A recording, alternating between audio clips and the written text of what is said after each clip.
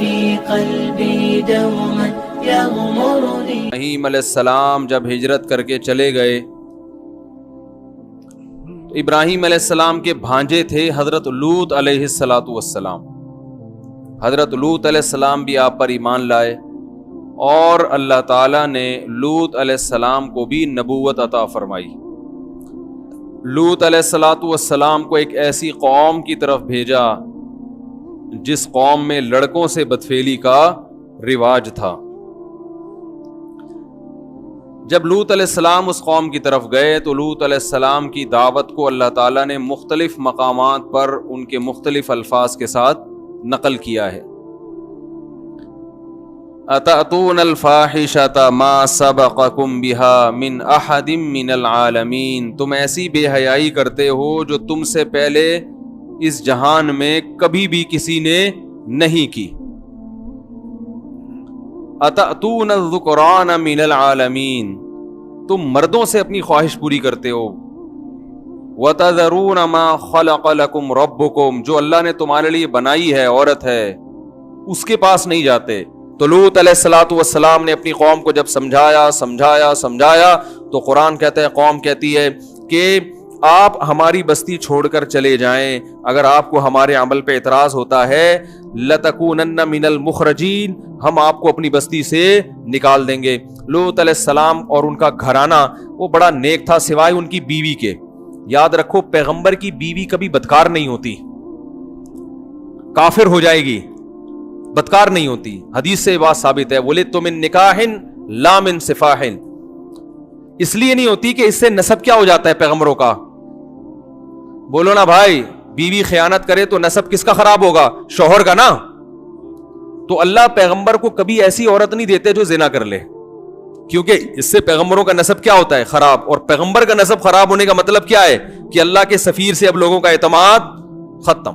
تو کافر ہو جائے گی مگر بدکار نہیں ہوتی. اسی طرح یاد رکھو اللہ نے ہمیں اجازت دی عیسائی عورت اور یہودی عورت سے بھی شادی کی، حالانکہ وہ کافر ہوتی ہے، مگر بدکار عورت سے نکاح کو پسند نہیں کیا. میرے پاس کوئی کیس آتا ہے کہ بیوی زنا کرتی ہے، اس کے ناجائز تعلقات ہیں، میں کہتا ہوں تعلق فوراً کیا کر دو، اس کو طلاق دے دو. کیونکہ طلاق نہیں دی آگے نسب بچے میں کیا ہوگا، نسب میں کیا ہوگا؟ شبہ پیدا ہو اور تمہاری نسلیں برباد ہو جائیں گی. مرد کے زانی ہونے سے بھی بہت برائی آتی ہے، بہت گندا عمل ہے، خاندان تباہ ہوتا ہے، عورت اور بچوں پہ برے اثرات پڑتے ہیں، لیکن نسب خراب نہیں ہوتا اس سے. عورت کے بدکار ہونے سے کیا ہوگا؟ نسب میں کیا پیدا ہو جائے گا؟ شک پیدا ہو جائے گا. اس لیے شریعت نے مرد اگر زنا کرے 4 گواہ ہوں گے تو اس کو سزا دی جائے گی، عورت زنا کرے 4 گواہ ہوں گے تو سزا دی جائے گی. لیکن اگر شوہر زنا کرے 4 گواہ نہیں ہے تو بیوی سزا نہیں دلوا سکتی، مگر بیوی گناہ کرے زنا کرے 4 گواہ نہیں بھی ہیں تو شوہر لعان کے ذریعے سزا دلوا سکتا ہے. سمجھ میں نہیں آ رہی بات؟ اس لیے کہ شوہر نے اگر زنا کیا تو بیوی کا نسب تھوڑی خراب ہو رہا ہے، اس سے اولاد پر شبہ نہیں آ رہا، لیکن بیوی اگر زنا کر رہی ہے تو شوہر کا نقصان کیا ہو رہا ہے؟ بچوں میں نسب میں گڑبڑ پیدا ہو رہی ہے نا، شبہ پیدا ہو رہا ہے. تو اس لیے یہاں شریعت نے مرد کو حق عورت کی نسبت زیادہ دیا ہے کہ مرد اپنی بیوی پہ زنا کی حد جاری کروا سکتا ہے کہ اس نے مجھ سے جو ایگریمنٹ ہوا تھا اس کی خلاف ورزی کی ہے، لیکن عورت اپنے شوہر پہ زنا کی حد جاری نہیں کروا سکتی جب تک 4 گواہ نہ ہو اس کے پاس. بات آ رہی ہے سمجھ میں؟ تو اس لیے عورت کے لیے یہ عمل اس لیے زیادہ برا ہے کہ اس سے نسب میں کیا پیدا ہوتا ہے؟ خلب. تو پیغمبروں کی بیویاں کافر تو گزری ہیں مگر زانی نہیں گزری. تو لوط علیہ السلام کی بیوی میں برائی یہ تھی کہ وہ زنا تو نہیں کرتی تھی مگر وہ لوگوں کو پتہ بتایا کرتی تھی لڑکوں کا کہ فلاں علاقے میں خوبصورت لڑکا ہے. کوئی بھی اس کو ہوتا ہے نا کہ یہ والا کام کہ تم ادھر پہنچ جاؤ ایسا کرو. زنا تو اس قوم میں ویسے ہی نہیں تھا، عورت کی رغبت ہی نہیں تھی. تو لوط علیہ السلام کے جتنے اہل و عیال تھے سب حضرت لوط علیہ السلام کو مانتے تھے. اللہ نے اس خاندان کو اس برائی سے بچایا، لیکن لوط علیہ السلام کی بیوی آپ کی بیوی ہو کر لوگوں کو لڑکوں کا پتہ بتایا کرتی تھی. اللہ نے لوط علیہ السلام کو بتا دیا کہ جب عذاب آئے گا تو آپ کے پورے خاندان کو بچاؤں گا مگر آپ کی بیوی کو نہیں یہ ہلاک ہوگی اسی عذاب. تو قرآن کے اب الفاظ دیکھیں. لوط علیہ السلام کہہ رہے ہیں کہ ہمیں رغبت ہی نہیں ہے عورت میں. تو قرآن کے الفاظ دیکھیں کہ اللہ تعالیٰ نے خوبصورت لڑکے بھیجے, یعنی فرشتے بھیجے خوبصورت لڑکوں کی شکل میں. وہ فرشتے پہلے ابراہیم علیہ السلام کے پاس آئے, حضرت ابراہیم نے ان کو پہچاننے سے انکار کر دیا, وہ تو جانتے نہیں تھے, وہ کیونکہ انسانی شکل میں آئے تھے. ابھی وہ آ کے بیٹھے ہی ہیں, قرآن کہہ رہے فما لبث ان جاء بعجل حنیذ, کہ اچانک بھنا ہوا بچڑا لا کے ان کے سامنے رکھ دیا. حالانکہ جب کوئی مہمان گھر میں آتا ہے پہلے آپ پوچھتے ہیں بھائی کیسے آنا ہوا, کہاں سے آنا ہوا, اور خیریت, کھانا کھائیں گے, یہ پوچھتے ہیں نا. لیکن قرآن میں جہاں بھی یہ واقعہ بیان ہوا کہ وہ آئے ہیں انسانی شکل میں, ابھی بیٹھے ہی ہیں کہ بھنا ہوا بچڑا سامنے. یہ ابراہیم علیہ السلام کی سخاوت کو ہائی لائٹ کیا جا رہا ہے. سمجھ میں آ رہی ہے بات, کہ بھائی ان کو یہ اندازہ ہو گیا ہے تو یہ اس علاقے کے نہیں, کیونکہ میں ان کو پہچانتا نہیں ہوں تو بھوک لگی رہی ہوگی, تو پوچھنے کی ضرورت نہیں ہے, ایسا نہ ہو تکلف میں منع کر دیں. بنا ہوا بچڑا فوراً سام, اور بچڑا ہم بکرے کو روتے ہیں, اور وہاں کیا ہوا, حالانکہ غریب سے ابراہیم علیہ السلام بچڑا لا کے رکھ دیا, لے وہی کھایا. ہمارے یہاں کیا ہوتا ہے, ایک صاحب کہنے لگے میں گیا اپنے رشتہ داروں کے گھر, انہوں نے کہا آپ نے کھانا کھا لیا ہے, میں نے کہا ہاں, میں نے کہا نہیں, کہنے کھایا ہوتا تو چائے پلاتا آپ. کہنے کھانے سے بھی گئے اور چائے سے بھی, کھانے سے بھی گئے اور چائے سے بھی گئے. اچھا خیر, تو فما لبثا, ابھی ٹھہرے ہی نہیں ہے کہ بنا ہوا بچڑا سامنے لا کے رکھ دیا. فلما رأى أيديهم لا تصل إليهم, جب دیکھا کہ ان کے ہاتھ اس کی طرف بڑھتے ہی نہیں ہیں. بھائی جب ایسی چیز سامنے لا کے رکھی جاتی ہے اتنی مزے کی, تو تین حالتیں ہوتی ہیں, یا تو آپ کو بھوک لگ رہی ہوتی ہے تو آپ کھاتے ہی ہو پیٹ بھر کے یار, دوسرا آپ کو بھوک نہیں بھی لگ رہی ہوتی تو پھر بھی آپ کہتے ہو اتنی مزے کی چیز ہے, چارنے والے تو لے لو, اور اگر پھر بھی دل نہیں کر رہا تو آپ میزبان کی محنت کی قدر کر کے کھاتے ہو کہ اس نے اتنی محنت سے بنایا, ایک نوالا بھی نہیں کھاؤں گا تو اس پہ کیا گزرے گی. لیکن قرآن کہہ رہا ہے کہ ذرہ برابر بھی ہاتھ نہیں بڑھائے. اب ابراہیم علیہ السلام خوف زدہ ہوئے کہ یہ تو بالکل بھی ہاتھ نہیں بڑھا رہے, کہ دشمن تو نہیں ہے, یہ کیا ہے. اس لیے کہ اس زمانے میں دستور تھا کہ جو جس گھر میں کھانا کھا لیا کرتا تھا پھر وہاں سے دشمن کبھی نہیں کھانا کھاتا تھا. وہ کہتے یار ہم جس پلیٹ میں کھانا کھائیں اسی میں چھید کریں, یہ کیسے ہو سکتا ہے, ہم تو لڑنے کے لیے آئے ہیں نا, تو ہم کھانا کیوں کھائیں, ہمارے یہاں کھاؤ پیو تمیز سے بیٹھ کے پھر اس کی جیب سے بٹوا نکال کے چلے جاؤ. ایسا ہی ہوتا ہے, بعض دفعہ مہمان گھر میں آتا ہے, اس کھائے گا پیے گا رات گزارے گا اور درازوں میں گھس کے چیزیں نکال کے نکل لے گا یہاں سے, ایسا بھی ہوتا ہے. تو اب ابراہیم علیہ السلام خوفزدہ ہو گئے کہ یہ کوئی نقصان پہنچانے آئے ہیں, اجنبی ہیں, اس علاقے کے بھی نہیں ہیں, پتہ نہیں کیا مجھے نقصان نہ پہنچا دیں. تو اوجس منہم خیفہ قالوا لا تخف, کہنے لگے گھبرائیے مت, انا رسول ربک, ہم اللہ کے بھیجے ہوئے فرشتے ہیں, انسان نہیں ہے, ہمارے لیے بچڑا اور پتھر برابر ہے, یہ کچھ بھی نہیں ہے, اس کا ہم رغبت ہی نہیں ہے ہمیں ان چیزوں کی طرف. بھائی کیوں آئے ہو پھر, کہنے لگے ہم فرشتے ہیں, انسانی شکل میں آئے ہیں آپ کو خوشخبری دینے کے لیے. اور پہلے اپنا اصل مقصد بتایا کہ ہم آئے ہیں لوط علیہ السلام کی قوم کو تباہ کرنے کے لیے. ابھی ہم یہاں سے کہاں جائیں گے, قوم لوط کے پاس, اور اس قوم کو ہم تباہ کر دیں گے. اللہ فرماتے ہیں ابراہیم علیہ السلام جھگڑنے لگے. الفاظ دیکھیں قرآن کے, یجادلنا, ہم سے جھگڑنے لگے. کس سے, اللہ سے. اصل میں جھگڑتے نہیں, یعنی وہ بار بار یہ کہنے لگے کہ کسی طرح وہ قوم بچ جائے. تو اتنا اللہ کے پیچھے پڑے کہ اللہ نے اس عمل کو جھگڑنے سے تعبیر کی ہے. جیسے کوئی بھکاری ہمارے پیچھے پڑ جائے نا بار بار اللہ کے, ہم کہتے ہیں یار تو پھڈے پر آ گیا ہے, حالانکہ بھکاری تو نہیں لڑتا. تو ابراہیم علیہ السلام کے دل میں ایسا جذبہ پیدا ہوا کہ کسی طرح یہ قوم تباہی سے بچ جائے. تو پھر کہنے لگے اس میں تو قوم لوط بھی ہیں اور اس میں تو ان کے اہل و عیال بھی ہیں. اللہ نے فرمایا نحن اعلم بمن فیہ, ہمیں پتہ ہے کون کون ہے, کس کو بچانا ہے, آپ اس کی فکر نہ کریں. ان ابراہیم لأواہ حلیم, اللہ فرماتے ہیں ابراہیم بڑے نرم دل اور بہت زیادہ برداشت کرنے والے تھے. وہ چاہ رہے تھے کہ قوم تباہ نہ ہو.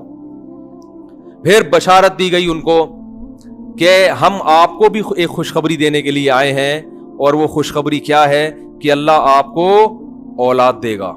وہ اولاد کون ہوگی, اسحاق, پیغمبر ہوں گے, اور اسحاق کے پھر اولاد ہوگی یعقوب. یہ دونوں, آپ کا بیٹا بھی پیغمبر اور آپ کا پوتا بھی پیغمبر.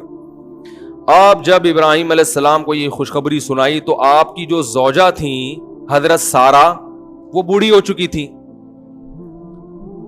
وہ بوڑھی ہو چکی تھی جو آپ کی پہلی بیوی تھی, وہ دروازے کے کنارے پہ کھڑی ہوئی تو فسکت وجہہا, انہوں نے اپنا ماتھا ایسے کر کے, جیسے بوڑھی عورتیں نہیں ہائے ناس, اور کہنے گے یا ویلتا, ہائے بدبختی, ہائے تیرا ناس ہو, ایسے کہتے ہیں نا, ارے ناس ہو تیرا, کیسی باتیں کر رہے, الیدو, میں بچہ جنوں گی, وانا عجوز, میں بالکل بڈھی ہو گئی, وہذا بالی شیخا, اور یہ والا میرا میاں, اشارہ کر کے کہہ رہی, اور یہ میرا میاں جو بوڑھا ہو چکا ہے, یعنی کیسی باتیں کر رہے ہو.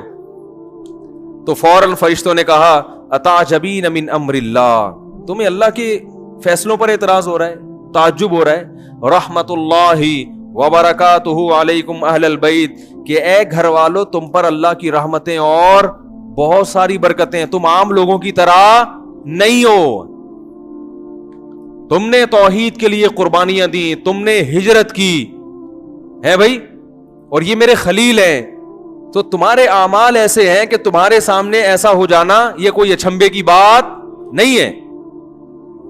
تو پھر وہ قوم آئی ابراہیم علیہ السلام کو خوشخبری دے کے, پھر ابراہیم علیہ السلام نے اس خوشخبری کے بعد اللہ تعالیٰ سے کہا کہ وہ قوم کو کیوں ہلاک کر رہے ہیں. اللہ نے فرمایا اعرض عن ھذا, اے ابراہیم اس بات کو چھوڑ دے, انہ قد جاء امر ربک, تیرے رب کا فیصلہ ہو چکا ہے, اللہ اس قوم کو تباہ کرے گا لازم.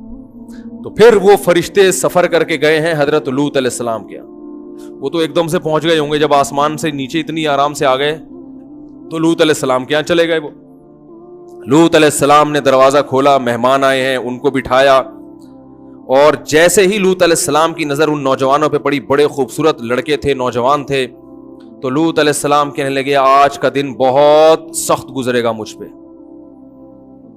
جیسے ہی ان کو دیکھا نا, لوگ تو مہمان سے خوش ہوتے ہیں نا, پیغمبر تو, لیکن پیغمبر ان کو دیکھ کے خوش نہیں ہو, کہ میری قوم کو پتہ نہ چل جائے تو یہ میرے مہمان ہیں, میری قوم مجھے رسوا کر دے گی ان کے سامنے, ان سے بدکاری کرے گی. تو بہت پریشان ہو کے کہنے لگے یہ بڑا سخت دن ہے جو آج مجھ پر آیا ہے. قرآن کہہ رہا ہے وجاء اہل المدینۃ یستبشرون, جو شہر کے لوگ تھے وہ خوشیاں مناتے ہوئے آ گئے, اور لوط علیہ السلام کے گھر کا انہوں نے کیا کر لیا, گھیراؤ. اب لوط علیہ السلام پیغمبر جو ہے نا, جو بھی غیرت مند آدمی ہوتا ہے وہ مہمان کے بارے میں بڑی غیرت رکھتا ہے, کہ کوئی مہمان گھر میں بیٹھا ہو اس کی عزت کو اپنی عزت سمجھتا ہے. لوگ کہتے ہیں نا بھائی جو بھی کرنا ہو باہر جا کے لڑو, یہ جب تک میرے گھر میں ہے تو میرا مہمان ہے یہ. اب لوط علیہ السلام پریشان, جو شہر والے لوگ آئے اور آ کے کہنے لگے کہ اولم ننہک عن العالمین, لوط علیہ السلام نے کہا ان ہؤلاء ضیفی, یہ میرے مہمان ہیں, فلا تفضحون, مجھے ان کے سامنے رسوا مت کرو. ان کی رسوائی کس کی رسوائی ہے, میری رسوائی. اور ہؤلاء بناتی ان کنتم فاعلین, یہ میری بیٹیاں ہیں, ان سے نکاح کرو. علماء نے لکھا ہے کہ سگی بیٹیاں بھی ہو سکتی ہیں, اور زیادہ غالب یہ ہے کہ انبیاء چونکہ روحانی باپ ہوتے ہیں نا, تو اس حوالے سے اپنی قوم کی بیٹیوں کو انہوں نے کیا کہا, اپنی بیٹیاں کا, ان سے نکاح کرو تم. تو وہ جواب میں کیا کہنے لگے, اولم ننہک عن العالمین ما لنا فی بناتک من حق, آپ کو پتا ہے کہ ہمیں عورت سے نکاح میں رغبت نہیں ہے, کیوں مشورے دے رہے ہو شادی کرو, کیوں آپ مشورے دے رہے ہو ہم کو. اور دوسرا یہ کہ اولم ننہک عن العالمین, آپ کو پہلے خیال کرنا چاہیے تھا, آپ کو جب ہماری عادت کا پتہ ہے تو یہ بات آپ کو پہلے سوچ لینی چاہیے تھی کہ آپ ایسے لوگوں کو گھر میں داخل, آپ نے ایسے لوگوں کو گھر میں, اتنے خوبصورت نوجوان لڑکے آپ نے ان کو گھر میں داخل ہونے کیوں دیا. اب دیکھو الٹا طنز کس پہ کر رہے ہیں, اور ادھر قدرت کا فیصلہ کیا ہے کہ ان کو گناہ میں مست ہونے دو. علماء نے لکھا ہے کہ کسی علاقے میں اگر گناہ آسان ہو جائے تو یہ اللہ کی رحمت کی دلیل نہیں ہے, بلکہ یہ اس کی علامت ہے کہ اب اللہ نے پکڑنے کا فیصلہ کر لیا ہے. کیونکہ اللہ کی قرآن میں جگہ جگہ آتا ہے سنستدرجہم, ہم جب گناہگار کو پکڑتے ہیں نا تو اس کو مہلت دیتے ہیں, اس کو گناہ اس کے لیے کیا کر دیتے ہیں, آسان. پہلے مشکل ہوتا ہے گناہ تاکہ یہ توبہ کر لے, مشکل ہو اس کو گناہ میں, پھر اللہ اس کے لیے کیا کر دیتے ہیں, کوئی زنا کرتا تھا اور جناب اس کو یہاں زنا مشکل ہو رہا تھا, اس کا جناب یورپ کے کسی ملک کا ویزا لگ گیا, اب وہاں کوئی پوچھنے والا نہیں, وہ سمجھتا ہے اب عیاشی کروں گا, او بھائی اب تیرے گرد جو ہے نا گھیرا کیا ہو رہا ہے, تنگ ہو رہا ہے. تو اتنے خوبصورت نوجوان تو انہوں نے کبھی دیکھے نہیں تھے, تو وہ اتنے خوبصورت نوجوانوں کو دیکھ کر مدہوش ہو گئے, اور وہ سمجھ رہے ہیں کہ گناہ کا راستہ آسان ہو رہا ہے, حالانکہ یہ آسانی اللہ اس لیے کر رہا تھا کہ اللہ کی حجت ان پر بولو بھائی تمام ہو جائے اور اللہ ان کو پکڑے اس عذاب میں. تو ابھی لوط علیہ السلام کہہ رہے ہیں کہ نکاح کرو, وہ کہہ رہے ہیں, اور نکاح کا مشورہ لوط علیہ السلام کیوں دے رہے ہیں یہ بھی سمجھنے کی چیز ہے. لوط علیہ السلام یہ بھی کہہ سکتے تھے 4 مہینے کے لیے تبلیغ میں نکل جاؤ, کیا خیال ہے, خانقاہ ہے وہاں جاؤ اپنی اصلاح کراؤ, یہ بھی تو کہہ سکتے تھے نا, اللہ اللہ کرو, نمازیں پڑھو, اس سے تمہارے دل میں یہ برائی کیا ہو جائے گی, ختم. نہ نہ نہ, یہ نیچرل طریقہ علاج کا. ارے بھائی ایک آدمی غربت کی وجہ سے چوری کر رہا ہے تو اصل کیا ہے کہ حلال طریقے سے اس کا پیٹ بھرنے کا انتظام کر دو تو چوری چھوڑ دے گا نا. بھائی ایک آدمی کو بھوک لگتی ہے, پیسے نہیں ہے روٹی خریدنے کے, وہ جا کے کبھی اس کی روٹی چرا رہا ہے کبھی اس کی روٹی چرا رہا ہے, آپ اس کو تبلیغ میں بھیج رہے ہیں. تو بھائی اصل یہ ہے کہ اس کو کوئی جاب دلوا دو تاکہ یہ حلال طریقے سے پیٹ بھرے گا. تو 2 پراٹھے جب اپنے پیسوں سے خرید کے کھائے گا تو چوری کا پراٹھا کوئی فری میں بھی دے گا تو پھر تو ہدیے میں بھی کوئی پراٹھا دے گا. تو جب آپ کا پیٹ حلال سے بھر جاتا ہے پھر اگر کوئی آپ کو بلاتا ہے کہ کھا لیں, آپ کہیں بھائی پیٹ بھرا ہوا ہے اور کتنا کھاؤں, یہی ہوتا ہے نا. تو لوط علیہ السلام کی خواہش اللہ نے ہر شخص میں رکھی ہے, اگر اس خواہش کو حلال طریقے سے استعمال کرو گے تو حرام کے لیے بچے گی نہیں ہے. اتنی تھوڑی خواہش ہوتی ہے انسان میں, بچے گی نہیں پھر یہ حرام کے لیے. اس لیے لوط علیہ السلام ان کو محاسبوں اور مراقبوں کا نہیں کہہ رہے, ان کو کیا کہہ رہے ہیں, نکاح کرو تاکہ یہ جب ادھر سے جائز طریقے سے پوری ہوگی تو ادھر سے تمہاری توجہ ہٹے گی. آج مصیبت ہمارے ساتھ یہ ہے کہ نوجوان طبقے گناہوں میں پڑھ رہے ہیں, انٹرنیٹ پر فحش فلمیں دیکھ رہے ہیں, بیہودہ فلمیں دیکھ رہے ہیں, لڑکوں سے بدکاری کی بیماری پھیل رہی ہے, زنا پھیل رہا ہے, لیکن اس کے وہ طریقے بتائے جاتے ہیں جو مؤثر نہیں ہیں. تبلیغ میں بھیج دیں گے, اس تبلیغ میں جانا بہت ضروری ہے مگر اس کے لیے زیادہ ضروری نکاح ہے, شادی پہلے پھر جائے تبلیغ میں. وہ اس حالت میں تبلیغ میں چلا گیا فائدہ یقیناً ہوگا لیکن عین ممکن ہے وہاں کسی کو خراب کر کے آ جائیے, ہوتا ہے ایسا بھی, وہاں بھی کسی کو خراب کر کے آ سکتا ہے. تو بھائی جو اللہ نے جائز, پہلے کس کو فوکس کرو.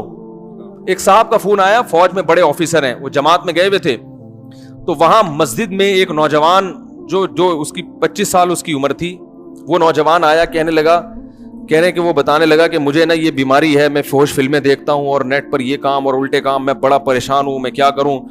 تو کہتے ہیں کہ وہ ان کو ایک صاحب نے کہا کہ آپ ہمارے ساتھ جماعت میں وقت لگائیں. تو کہہ رہے میں نے اس سے کہا کہ بھائی تم شادی کرو پہلے. اب اختلاف ہو گیا, میں کہہ رہا ہوں, وہ میرے بیانات سنتے تھے, کہہ رہے ہم کہہ رہے ہیں کہ نکاح کرو, وہ کہہ رہے ہیں کہ چلے کے لیے جاؤ. مجھے فون کیا, میں نے کہا اس سے کہو نکاح کرو, کچھ وقت بیوی کے پاس گزارو, پھر چلے کے لیے چلے جاؤ. تو وہ کہہ رہے ہیں کہ نہیں پہلے چلا پھر نکاح. میں نے کہا نہ یہ کیا ہے, یہ غلط ہے, کیونکہ یہ اسی حال میں, اور شادی کے لیے وہ کر بھی سکتا تھا, اس کو کوئی ترغیب دینے والا نہیں تھا, وہ سمجھ رہا دنیا کا سب سے فضول کام کیا ہے, شادی ہے. تو اگر اس کو تاخیر کر دی تو ممکن ہے جو رشتہ اس کا ہونے والا ہے وہ ہاتھ سے نکل جائے. اور یہ بھی ممکن ہے اس 40 دن کے دوران جب ایک آدمی گناہ کرتے چند دن وقفہ ہوتا ہے نا, تو اور بھر کے آتا ہے, پھر وہ پھر کیا ہو جاتا ہے, پورا اندر سے ایٹم بم بن کے آتا ہے وہ, ٹھیک ہے نا. 40 دن تک اس نے گناہ نہیں کیا تو وہ ایسا اس کے دل میں چلے کے دوران گناہ کے خیالات آئیں گے کہ وہ کہے گا بس کسی طرح چلا ختم ہو, پھر دیکھو میں کیا کرتا ہوں. یہ بھی بعض دفعہ الٹا بھی ہو جاتا ہے, میں یہ نہیں کہنا ہمیشہ ایسے ہوتا ہے, بعض دفعہ تو توبہ کر کے آتا ہے, لیکن بعض دفعہ کیا ہوتا ہے اور الٹا اثر ہو جاتا ہے. تو بھائی جو حل اللہ اس کے رسول نے بتایا ہے وہ کیا ہے, سب سے پہلے کیا ہے, نکاح کرو, کچھ وقت بیوی کے ساتھ گزارو, پھر چلے پہ خود بھی جاؤ, بلکہ میں کہتا ہوں پھر بیگم کو بھی لے کے جاؤ, پھر بیگم کو بھی لے کے جاؤ. اللہ تعالیٰ نے اتنا اچھا پسند کیا ہے اس عمل کو کہ جو جب میاں بیوی کا نکاح ہو تو اللہ یہ چاہتے ہیں کہ اب ان کا ہر کام کیا ہونا چاہیے, مشترک. دیکھو تہجد میں تنہائی پسند ہے نا اللہ کو, لیکن بیوی والی کس بغیر تنہائی ہو یہ پسند نہیں ہے. حدیث میں آتا ہے اللہ اس شخص کو دیکھ کے ہنستے ہیں جو رات کو آخری حصے میں خود بھی اٹھتا ہے اور اپنی بیوی کو اٹھاتا ہے, وہ نہ اٹھے تو غالباً پانی کی چھینٹیں مارنے کا ہے نا, پانی کی چھینٹیں مار کے اس کو اٹھاتا ہے, اور وہ دونوں ساتھ مصلے پہ کھڑے ہو کر نماز پڑھتے ہیں, اور اس عورت کی کو بھی دیکھ کر اللہ ہنستے ہیں. یہ ہنسنا کنایا, بہت زیادہ خوش ہوتے ہیں کہ جو تہجد کے لیے اٹھتی ہے اس کا میاں پڑا ہوا ہے تو وہ اس کو بھی اٹھاتی ہے, وہ نہیں اٹھے تو پانی کی چھینٹیں مار کے اٹھاتی ہے, اور وہ دونوں مصلے پہ کھڑے ہو کر نماز پڑھ. حالانکہ تہجد میں تو تنہائی مطلوب ہے نا, اکیلے ہوں, لیکن یہاں جہاں سب سے زیادہ تنہائی چاہیے وہاں بھی اللہ کہہ رہے ہیں بیگم کیا ہونی چاہیے, ساتھ. نہیں یاری بات میرا خیال ہے کیوں, اور قرآن کے الفاظ دیکھو, آج جو ہم نے سورت پڑھی ہے تراویح میں، یوم یفر المرء من اخیہ، یہ ٹیکنیکل باتیں آپ کو سننے کو مل رہی ہیں، ان کی قدر کرو. قرآن کہہ رہا ہے قیامت کا ایسا وحشت والا دن ہوگا کہ انسان اپنے بھائی سے دور بھاگے گا. بھائی کو اللہ نے کیا کہا؟ بھائی. وصاحب یوم یفر المرء من اخیہ وامہ، اپنی ماں سے بھی دور بھاگے گا. وہ کہے گا بھائی میں اپنے آپ کو بچاؤں، یہ اماں کہاں سے آ گئی ہے، اس مصیبت میں اماں کہیں میری نیکیاں نہ مانگ لے مجھ سے، یہ ڈر ہوگا. بس اپنے آپ کو بچاؤ. تو قرآن کے الفاظ کیا ہیں؟ یوم یفر المرء من اخیہ، انسان اپنے بھائی سے دور بھاگے گا، وامہ، اپنی ماں سے دور بھاگے گا، وابیہ، اپنے باپ سے دور بھاگے گا، وصاحبتہ، یہاں بیوی نہیں کہا بیوی سے، بلکہ اس سے جس کے ساتھ یہ رہا کرتا تھا. نہیں یاری بات سمجھ میں میرا خیال، حالانکہ رہتا تو بھائی کے ساتھ بھی ہے، رہتا تو باپ کے ساتھ بھی ہے، رہتا تو ماں کے ساتھ بھی، لیکن بیوی کے لیے صاحبہ کا لفظ، صاحبہ کہتے ہیں جو ہمیشہ آپ کے ساتھ رہتی. اس میں اللہ نے بتا دیا کہ عورت کا مقصد یہ ہوتا ہے کہ پھل تر کی طرح چپک گئی ہے اب یہ تمہارے ساتھ. جب شادی ہوتی ہے نا تو مقصد کیا ہے؟ اب یہ پھل تر کی طرح، اب حج پہ بھی جا رہے ہو تو اس کو بھی لے کے، عمرے پہ جا رہے ہو تو اس کو لے کے، صحابہ میدان جہاد میں جا رہے ہیں تو بیوی کو لے کے جا رہے ہیں. تو یہ شریف آدمی کی علامت ہوتی ہے، کہیں تفریح پہ جا رہا ہے تو بیگم اس کے ساتھ پھلترو کی طرح چپکی ہوئی.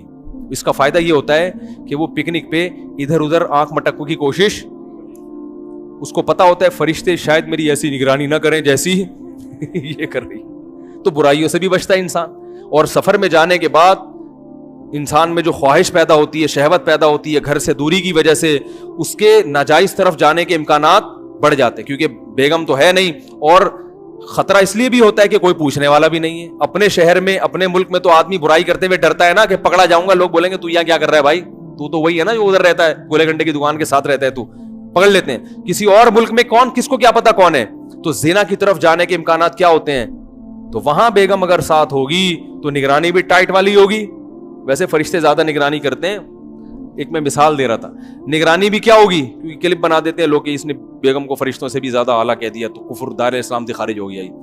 تو نگرانی بھی ٹائٹ والی ہوگی اور برائی کے جذبات بھی پیدا نہیں ہوں گے. سمجھ رہے ہو کہ نہیں سمجھ رہے؟ تو اس لیے اس کو میں نے کہا بیٹا اس کی شادی کرا دو، اور اس کو بولے دلہن کو لے کے کہاں نکل لے، چلے پہ نکل لے. سمجھ رہے ہو کہ نہیں سمجھ رہے؟ تو لوط علیہ السلام کیا کہہ رہے ہیں؟ نکاح کرو نکاح. لیکن وہ قوم کہہ رہی ہے کہ ہمیں رغبت نہیں ہے. قرآن کہتا ہے لعمرک انہم لفی سکرتہم یعمہون، اے محمد صلی اللہ علیہ وسلم ہمیں آپ کی عمر کی قسم، وہ نشے میں مدہوش تھے، انہیں پیغمبر کی قسم پرسی اور ان کی بیچارگی پہ ذرا بھی ترس نہیں آ رہا تھا.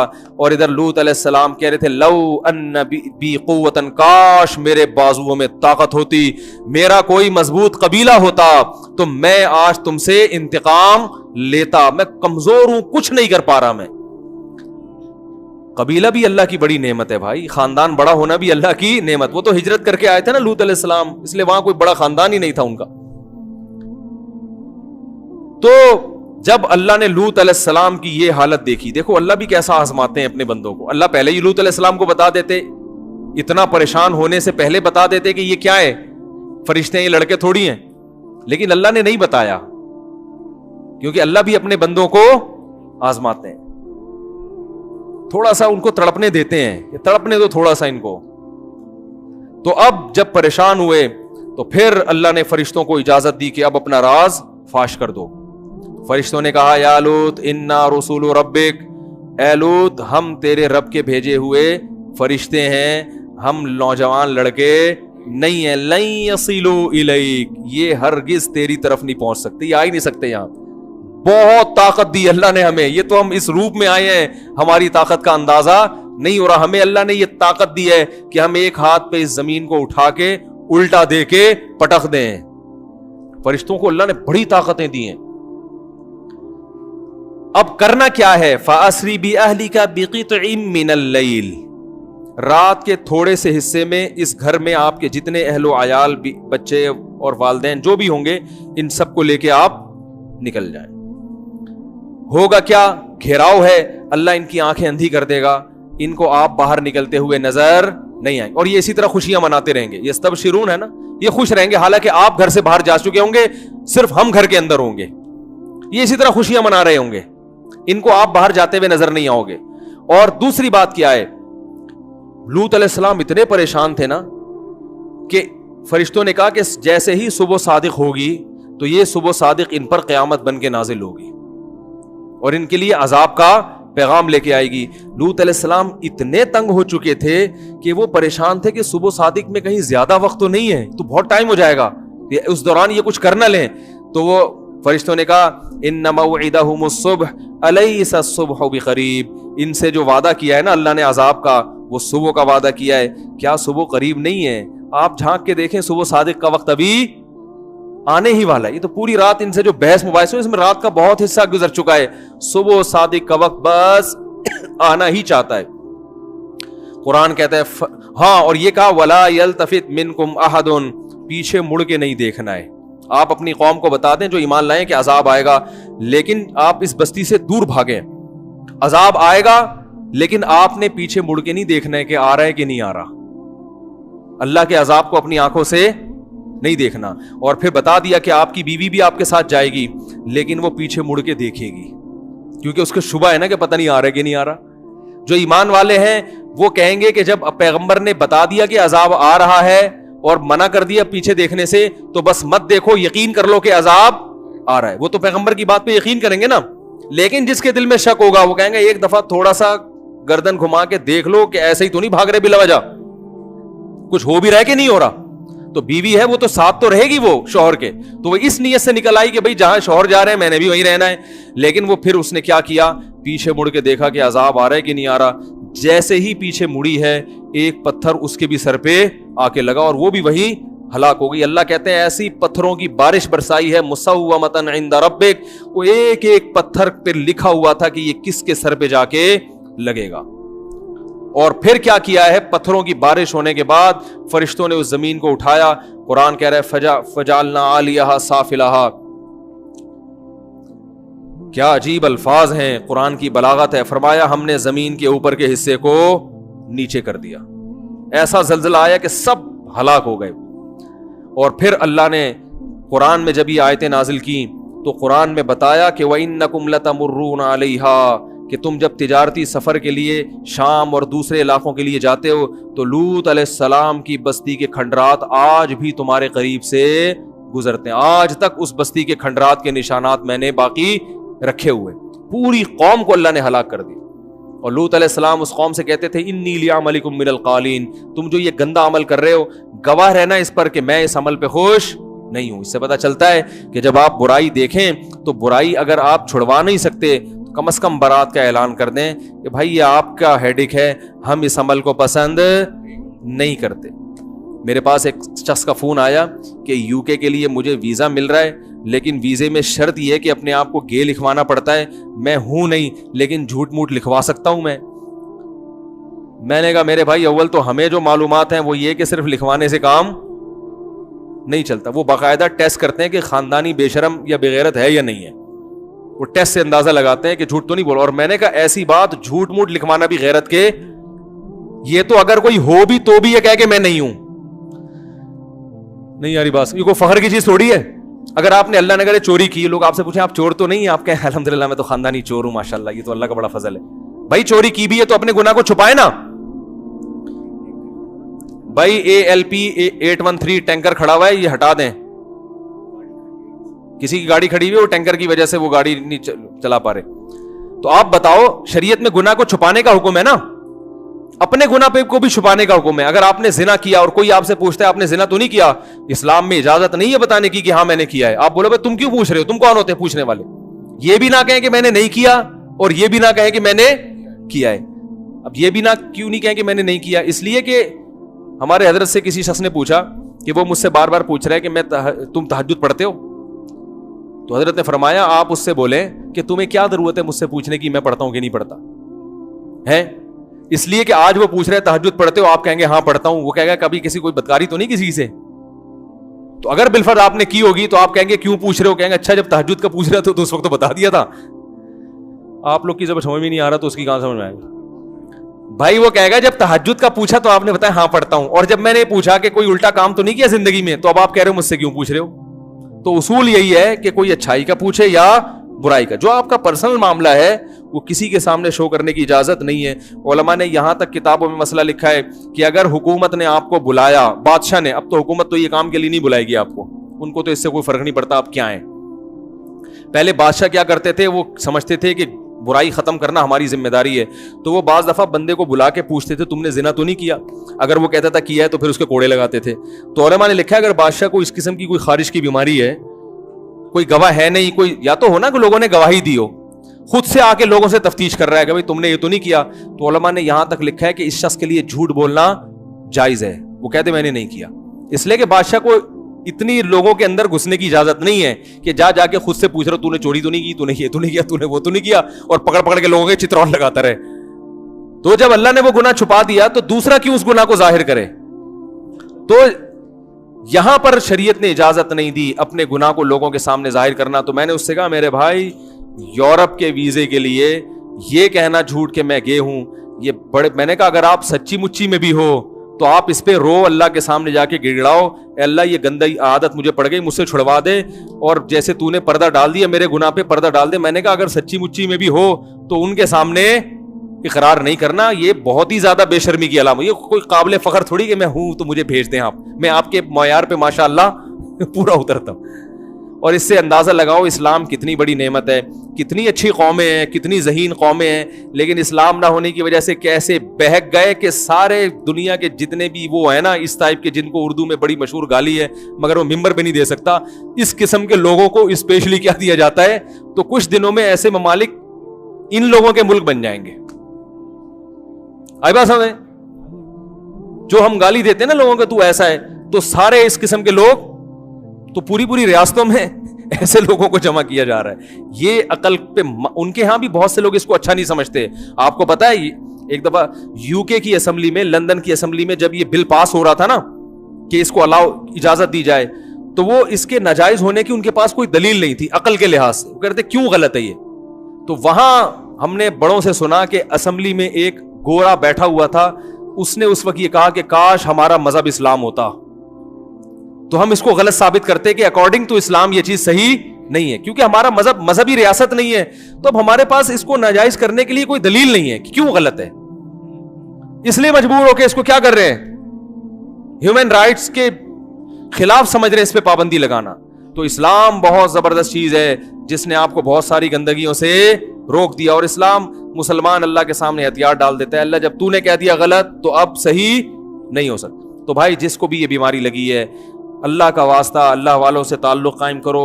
حضرت حکیم اختر صاحب کے خلفاء ہیں بہت سارے, ان سے بیعت ہو جاؤ. جامع رشید میں بہت سارے علماء ہیں جو مفتی رشید احمد صاحب کے خلفاء میں سے ہیں, ان سے بیعت ہو جاؤ. اور بڑے بڑے مشائخ ہیں, ان سے جا کے بیعت ہو کر ان کو لکھ کے دو کہ مجھے بیماری ہے, مجھے کوئی طریقہ بتائیں کہ یہ بیماری مجھ سے چھوٹ جائے. تو جو شخص چھوڑنا چاہتا ہے وَإِنِّي لَغَفَّارٌ لِمَن تَابَ وَآمَنَ وَعَمِلَ صَالِحًا, اللہ کہتے ہیں میں ایسے شخص کے لیے مہربان ہوں, غفار ہوں جو ادھر آنا چاہتا ہے. اور اگر اسی پہ راضی ہو تو کرتے رہو. پھر یہ یاد رکھو یہ بڑھاپے میں بھی یہ بیماری نہیں چھوڑ. بدنام ہو جاؤ گے, ذلیل ہو جاؤ گے, لوگ انگلیاں اٹھائیں گے کہ یہ گندا آدمی, اولاد انگلیاں اٹھائیں گی کہ ہمارا باپ برا. یہ برائی چھپتی نہیں ہے, یہ پکڑا جاتا ہے انسان کہیں نہ کہیں. اللہ تعالی ہم سب کو اس برائی سے توبہ کرنے کی توفیق عطا فرمائے, اور اپنے بچوں کی بھی نگرانی کیا کریں. یہاں تک نگرانی کریں کہ یہ جو کزن جب 10 سال کے ہو جاتے ہیں ان کو ایک بستر پہ سونے کی اجازت, بولو بھائی, نہیں. مائیں اس بات کا خیال کریں کہ جب آپ کا بچہ 7-8 سال کا ہے تو اس کو کزنوں کے ساتھ بھی تنہائی میں جمع نہ ہونے دیں. خواتین اس بارے میں بے پرواہ ہوتی ہیں, وہ کیا کرتی ہیں 6-7 سال کا بچہ ہے تو وہ کزن لے گئے, اس کو کوئی جو ہے نا, زیادہ تر بیماری یہ کزنوں سے پھیلتی ہے, بتا دوں میں. کزن میں کوئی ایک بھی گندا ہوگا نا, وہ کیونکہ ان سے انسان بے تکلف ہوتا ہے. ہمارے پاس جو کیسز آتے ہیں جب ان کی تحقیق میں جاؤ تو اکثر میں کیا ہوتا ہے, کزن میں کوئی یہ خراب ہے نا, وہ سب سے پہلے کس کو نشانہ بناتا ہے, اپنے کزن کو. اور ان سے لوگ احتیاط بھی نہیں کرتے کہ یہ تو بھائیوں کی طرح ہے. تو وہ کیا مسئلہ کرتے ہیں کہ وہ اپنے کزن کو لے جائے گا کہیں تنہائی میں, مائیں کہہ رہی ہیں کہ بچوں کے ساتھ کھیل رہا ہے, وہ ہاتھ لگاتا رہے گا, اس کی آہستہ آہستہ عادت کو کیا کر دے گا, خراب. تو باپ ہر وقت بچوں کے ساتھ نہیں ہوتا, ماں کی ذمہ داری ہے جب اپنے 6-7 سال 8 سال کے بچے کو, یا اس کی بڑی عمر 15 سال اپنے بچوں کے ساتھ کہیں اپنے میکے جائیں یا کہیں بھی جائیں, تو بچے پر نظر رکھے کہ کہیں ایسا تو نہیں ہے کہ کزن اس کو تنہائی میں لے کے کہیں جا رہے ہوں. اپنے بچوں کو کزن کے ساتھ ایک بستر پہ سونے, بول لو بھائی, میں یہ نہیں کہہ رہا سارے کزن غلط ہوتے ہیں, ایک غلط کی وجہ سے 100 کے ساتھ احتیاط کرنی پڑتی ہے.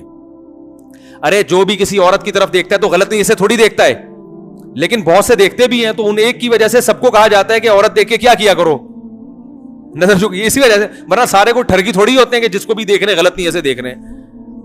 تو احتیاط تو چند ایک کی وجہ سے سب کو حکم دیا جاتا ہے نا. اچھا مجھے ایک بات بتاؤ, آپ اپنے پیسے اپنے بٹوے میں چھپا کے کیوں رکھتے ہو؟ کیا یہ سارے چور بیٹھے ہوئے ہیں یہاں پہ؟ ارے بھائی اعتکاف والے جتنے یہاں بیٹھے ہوئے ہیں اپنا موبائل بھی چھپا کے رکھیں گے ہیں, اپنے پیسے بھی بہت لاکر میں ڈالیں گے, اور یہ ساری, تو کیا یہ سارے اعتکاف والے چور ہیں؟ سب سے احتیاط کی جاتی ہے, اس لیے کہ کوئی بھی چور ہو سکتا ہے جس کے چہرے پہ لکھا ہوا نہیں ہے, تو اس ایک کی وجہ سے سب سے احتیاط. تو یہی اصول وہاں کیوں سمجھ میں نہیں آتا کہ بھائی اپنے بچے کو بچا کے رکھو لڑکوں سے, 100 میں ایک اگر غلط ہوا تو ہمیں اس پہ لکھا ہوا نہیں ہے, اس ایک کی وجہ سے باقی 99 سے بھی احتیاط کرنی پڑی. تو مائیں خاص طور پر خیال کریں اپنے بچوں کا, جب جاتی ہیں عید بقرعید پہ ملنے کے لیے, کہیں بھی رہتی ہیں جا کے, اپنے بچوں کو حفاظت سے رکھیں, کزنوں کے ساتھ تنہائی میں جمع نہ ہونے دیں. سونے کا تو سوال ہی پیدا نہیں ہوتا کہ ایک بستر پہ بچہ کزن کے ساتھ سو جائے, نہ. بعض دفعہ ایسے بھی ہوتا ہے بے خیالی میں ادھر ادھر ہاتھ لگ گیا, اس سے جذبات بھڑک گئے, تو یہاں سے عادت شروع ہو جاتی ہے, پھر یہاں سے عادت خراب ہونا شروع ہو جاتی ہے. اور بہن کے ساتھ بھی بچے کو ایک بستر پہ سونے نہ دیں. ہاں سگا بھائی ہے اور قریب العمر ہیں, ان میں یہ خطرہ نہ ہونے کے برابر ہوتا ہے. تو یہ سب احتیاطیں بہت ضروری ہے. آج میں نے بیان اس لیے لمبا کر دیا کہ آج سیکنڈ لاسٹ بیان ہے, کل آخری بیان ہوگا. تو یہ چیزیں چونکہ, اور یہ میں پورے مہینے سے اس پر بولنا چاہ رہا تھا, لیکن میں نے کہا میں اس وقت بولوں گا جب اعتکاف کی ایک بڑی تعداد ہوگی, کیونکہ میں اس موضوع کو بہت اہم سمجھتا ہوں اس زمانے میں. اگر آپ نے, ماں باپ نے اپنے بچوں پہ کنٹرول نہیں کیا تو بھائی یہ بیماری بڑی تیزی سے پھیل رہی ہے, بچے خراب ہو جاتے ہیں اس سے. اللہ تعالیٰ سمجھنے کی, عمل کی توفیق عطا فرمائے.